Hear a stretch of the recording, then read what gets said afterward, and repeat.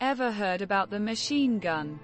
Mounted on a scooter or the guided missile piloted by kamikaze pigeons? Join us today as we peer anxiously through the fog of war and unveil the craziest military machines ever made. Zuba, meaning bison in Russian, the largest military hovercraft in the world, has been scaring the bejesus out of coastal communities since the early 90s, able to ferry 3 fully laden tanks, 10 armored personnel carriers, or 140 paratroopers.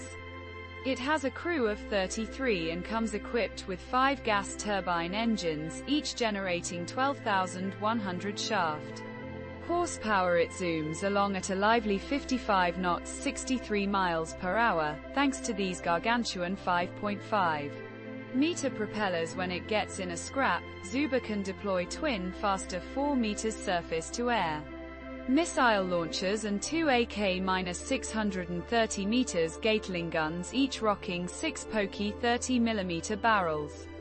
Zuba's capabilities also include dropping sea mines, not to mention 2 Ogun 22 round 140mm rocket launchers for vaporizing beach defenses. It's also quite happy charging around on land.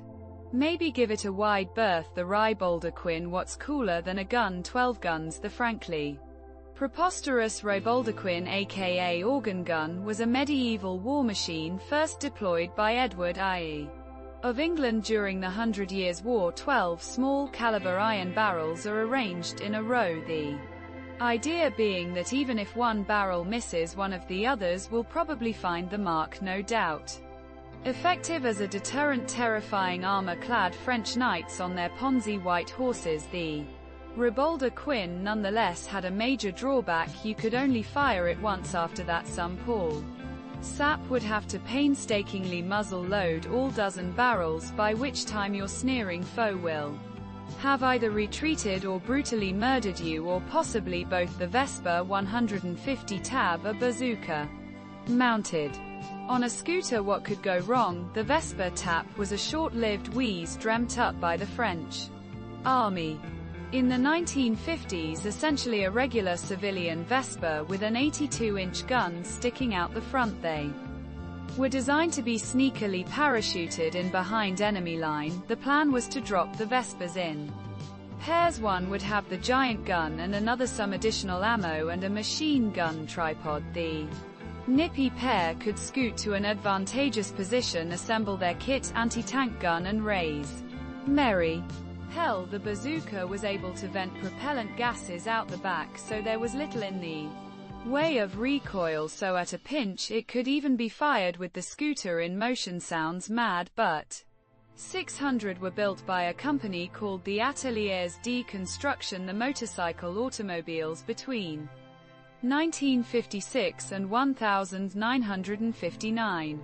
London-class Ekranoplan. In an ideal world, we'd all be a lot more familiar with the Ekranoplans. These so-called ground effect vehicles are basically planes designed to zoom along at ultra-low altitudes around 20 meters. It's a lot more efficient than high-altitude flight and faster than ground-level transport, and capable of carrying massive loads across oceans, but they're also dangerously prone to colliding with things, not least unexpected waves. Anyway, in the 1980s, the Soviet Union built the Lond-class military Ekranoplan, the largest and most ambitious Ekranoplan ever. Under the exciting code name Project 903, it could carry 100 tons, roughly the same mass Elon Musk is trying to yield into orbit aboard Starship. The plan was for it to blow up warships.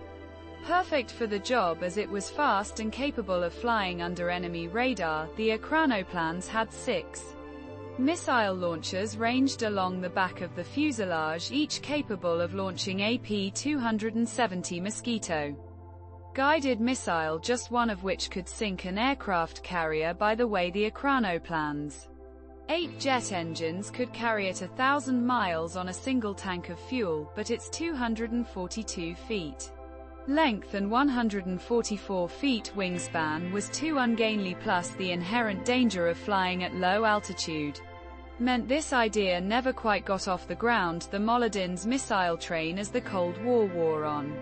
The Soviet Union was confronted with a problem. The US knew exactly where its nuclear ICBM silos were, and was contemplating a preemptive strike. Where could the Soviets hide their precious missiles? On a train, of course, with 99,000 miles of railway lines across the land for shunting around. These so-called Molodets, a creepy fully launched capable nuclear battle station. The idea was the Pentagon could never disarm the USSR, and that was a vital edge. Lots of clever engineering went into multi-jets. The Soviets at the time preferred liquid fuel propulsion for their rockets, but that was no good, as it was dangerously volatile if the train journey happened to be bumpy. And bear in mind, this 23.3-meter-long Molodets missile packed the equivalent force of 900 Hiroshima bombs. Fitting that in a train car required some innovative workarounds, like this space-saving inflatable nose cone. Fortunately, it's the only part that ever blew up the Pigeon-guided missile. Way before all that, in 1943, the US had an entirely different problem to overcome: how to accurately guide missiles inside hostile Nazi territory. Step forward the unflappable B.F. Skinner, a renowned psychologist and inventor. He'd noticed while pottering in his garden that pigeons seemed pretty good at navigating, so he proposed recruiting 3 pigeons who'd be trained to recognize military targets from the air and peck furiously at a target. Cables attached to the plucky birds' heads would steer the missile, and hey presto, victory, except for the pigeons, who would die in a coup for Skinner. The National Research Defense Committee awarded him $25,000 to prototype his invention, which apparently had some limited success in trials. Alas, no such missile was ever deployed in the field.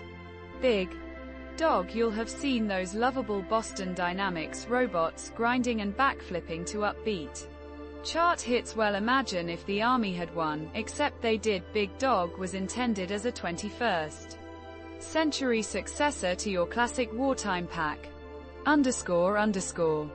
Carting heavy supplies and ammo across tricky terrain in support of human soldiers. Somehow they were deemed too noisy for combat and cancelled by top brass. Fear not, another US firm called Ghost Robotics has only gone and put a great big gun on the back of its robot dog. The Spur, or Special Purpose Unmanned Rifle, blocks an effective range of 1,200 meters, 30 times optical zoom on the sight, and thermal camera for targeting in the dark. Think that's scary? Just imagine what the Chinese are probably working on in secret. What do you think? Know any other mental military machines? Let us know in the comments, and don't forget to subscribe for more high-caliber tech content.